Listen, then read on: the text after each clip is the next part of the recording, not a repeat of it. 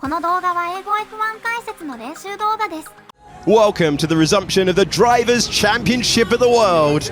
After one of Verstappen's greatest laps, we now wait to see what he can do with 53 of them.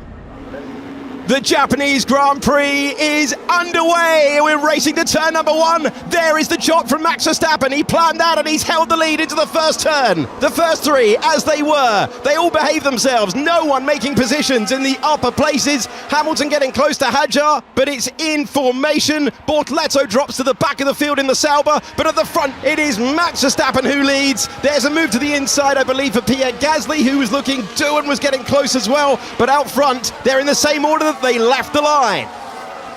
Gasly and Alonso are the only two getting their elbows out on this opening tour at Suzuka. You can see Gasly trying to get into a position to attack into the 130R, and that's the wise thing to do, into a very fast left-hander. Yeah, no thank you. Am I going to stick it around the outside of that corner on a full tank at the start of the race? Let's go back to the start of the Grand Prix. You saw how Verstappen's car was pointed, and he got the start he needed to maintain the lead. Yeah, just incredibly even. They're all line astern, the top four. The Mercedes are side by side further back. It's a narrow circuit, and a few drivers that did get good starts further back just had nowhere to use them. It's going to be on board with Gabriel Bortoleto. He started in 17th, gets that poor launch off the line, and that's fine. But when you're on the hard tyre and the guys behind you are on the softs, say hello to the last place on the racetrack. Yeah, caution, caution, caution. There's another car going to come past him there. Hard tyres v softs, as you say, and Bortoleto not really wanting to engage in any of them. So Alonso just wants to cut him off here, and he's gonna just squeeze through the nose. And Gasly has to back out of it, but he really had no chance to stay in there anyway. There's going to be Liam Lawson with the oversteer that allowed Yuki Tsunoda to get ahead of him on the opening lap. Lawson fighting the car. Here we go. This is Sainz. Oh, get in there. Lovely pass at the hairpin. Saw him teared up from behind. But then you still don't know if he's actually going to have the minerals to go through with it. An easy chance to lock up as you're braking and turning, but lovely execution. Lewis Hamilton trying to claim 7th position. This is the only DRS zone on the racetrack. That's a Ferrari getting past into turn number one. Yeah, no fight from Hadjar, and through goes Hamilton. He had great grip through that chicane at the end of the lap, considering how close he was to the car ahead. In comes Max Verstappen, in comes Lando Norris, over to the teams to get it right. We're looking at the pit stop for the top two in the Grand Prix. I can't understand what McLaren are trying to do. It's close. Go to the first turn. It's side by side between the two rivals for the championship. Lando Norris and Max Verstappen nearly coming together on the exit of the pit lane. And Max Verstappen maintains the track position. But we're going to have to look at that one again because it was the Grand Prix win on the line. You forced me up. Okay, we're on it. This is Lando Norris coming into the pits. McLaren won the Constructors' Championship last year. It's why they get this entry back to the fast lane. Wait for Max Verstappen on the left-hand side. Side by side they go. Apply the power. And it was close on acceleration. Yeah, it was. Norris actually got a great launch off the pit lane limiter. He drove himself into the grass. Yeah, we know the game, Max. As you are. I tend to agree with Max on that one, really. I think it was just such a long shot for Lando to try but I don't think there'll be anything in that. Huge moment. The top two contenders for Grand Prix victory in Japan, side by side on exit. So Max is coming out of the pits. He holds Lando to the outside, and then he's just naturally heading to the grass. I mean, Max does not... He could be a lot kinder to Lando, to be fair. He could drive towards the white line and open the door for Norris, but Lando is being released onto the apron, and that space is naturally running out. Lando Norris has the fastest lap of the Grand Prix, but he's got 2.1 seconds between him and his title rival. If Verstappen wins this Grand Prix, if Lando Norris is second, 1 point in the Drivers' Championship. Early stages, but if you consider the advantage that McLaren have had across the first 3 weekends, that would be remarkable that the gap was only a point. And Sainz will just be trying to bring Albon into play.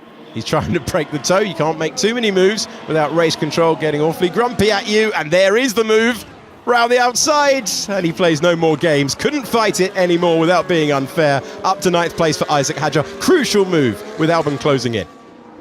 This was close between Oliver Behrman and Carlos Sainz. Yeah, massive late sweep to the inside for Behrman.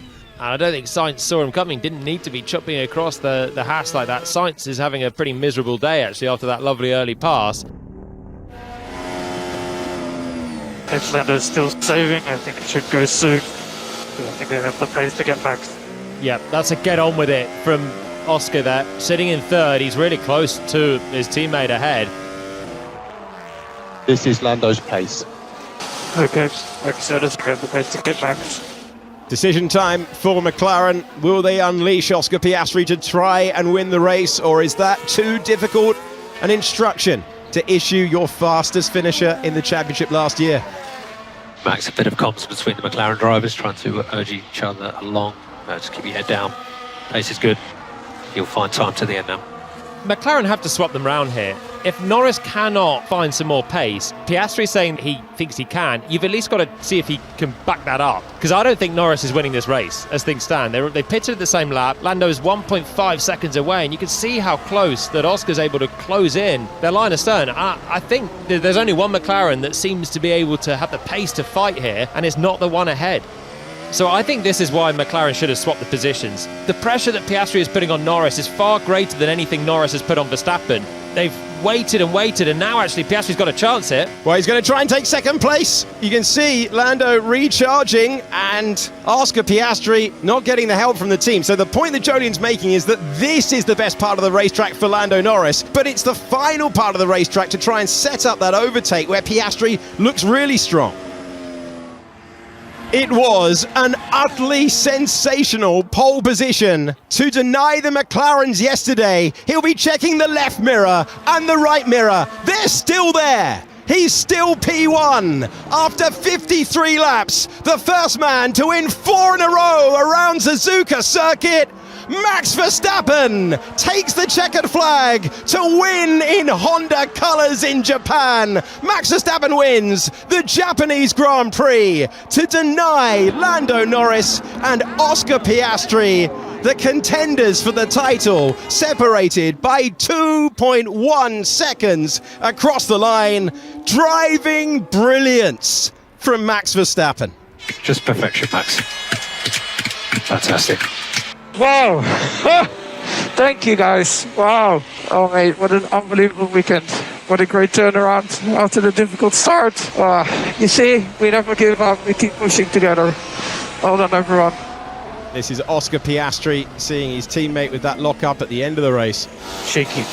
And providing a bit of commentary for us as well.